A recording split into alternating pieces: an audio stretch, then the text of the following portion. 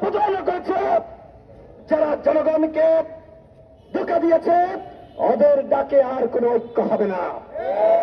গণ অধিকার পরিষদ আজকে এই সমাবেশ থেকে ঐক্যের আহ্বান করছে। গণ অভ্যুত্থানে যারা অংশ নিয়েছে, সেই গণ অভ্যুত্থানের সকল শক্তির মধ্যে আমাদের একতা ধরে রাখতে হবে। গণ অধিকার পরিষদ কি দাবি করেছিল? আপনারা জাতীয় সরকার গঠন করেন, অন্যথায় এইভাবে আপনারা রাষ্ট্র চালাতে পারবেন না।